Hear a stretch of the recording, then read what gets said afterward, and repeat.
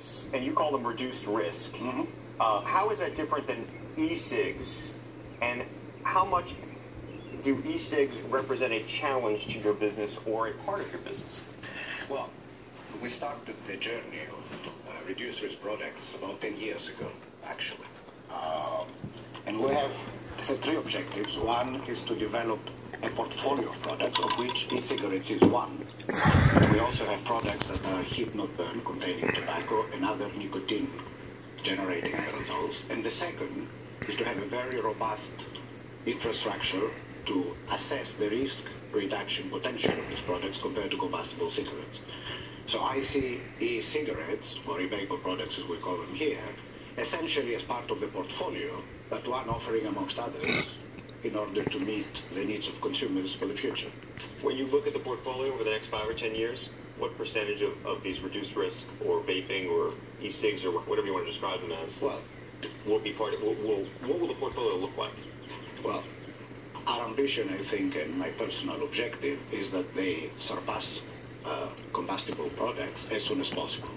Now, I would say, depending also on the regulatory frameworks we see around the world for these products, maybe 10-15% in 5 to 10 years is not something unreasonable, but of course, bigger, better.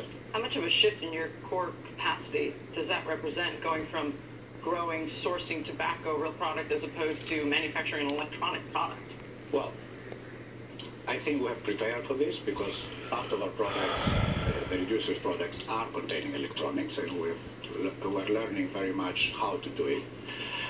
We have a pilot factory today to produce these products, and roughly the way to look at it is until we get scale and experience, they cost double for the same capacity as conventional cigarettes. You must know numbers. What's the United States down to now in percentage? It's in terms of what? Of smoking cigarettes. Well, any idea? Exactly the numbers. Approximately, right? Because and then compared to Spain or France, I see a lot of red. Lower. I see a lot of red Marlboro packs in France, and it's not like here. I mean, people smoke in Europe. Despite the huge labels on the cigarettes. Slightly higher. Only slightly? I thought we were down here to 20-22% incidence in here. What do you make of the consumer advocates who argue that we shouldn't, that the same type of restrictions in advertising on cigarettes should be on e-cigs and vaping, and that vaping could become a gateway to regular cigarettes or is just as unhealthy? Well, I think first of all, and it's important, we need some form of regulation that governs all these problems because these questions are raised. I think regulation is necessary because even if they are reduced risk to these products, they're still not zero risk, and also they contain nicotine, okay?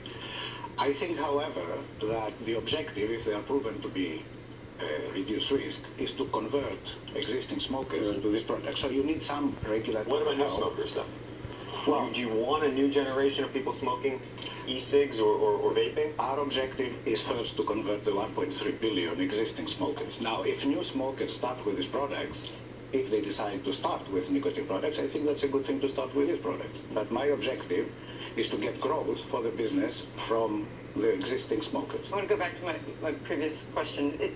I almost feel like you could be at a Kodak moment, right? People go from taking pictures on paper to going digital, and Kodak totally missed that. Yes. Do you consider yourself to be in the same position at this point? Well, I think we started this. We started this 10 years ago, ahead of anybody else. But the barriers to entry on electronic cigarettes. Well, I think we're well prepared to face this. I think this is a transformational moment from the industry, and we're very well prepared to continue leading the industry in this transformational process. I think as an industry leader, it's rare that you start the transformation, but I think we did. Globally, it's only 1.3 billion people smoke now, globally? Yeah.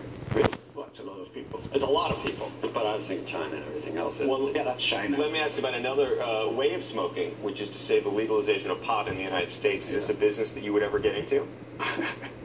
No, that's not in the plans. Not in the plans. Why not?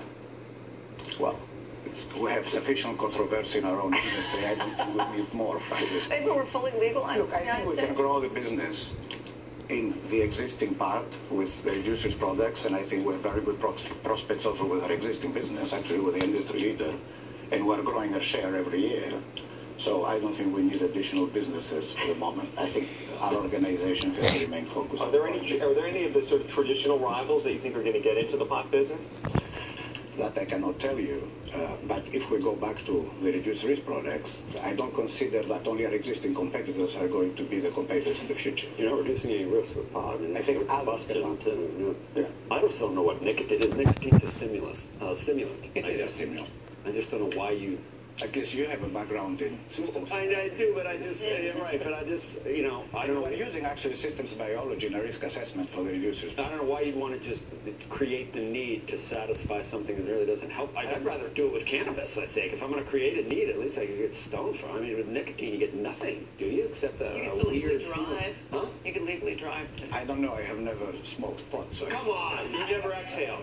You never inhale. Do you smoke cigarettes?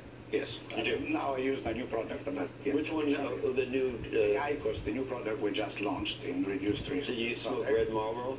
I used to smoke Marlboro, now I switched to this. And Marlboro Lights or Marlboro? When I switched, I never used the cigarettes again, except for... What's the biggest selling brand now? Marlboro Lights? Or red Marlboro? Lights, but Marlboro Red is still the biggest. Over abroad, yeah. I see those cowboy ads still in Latin America.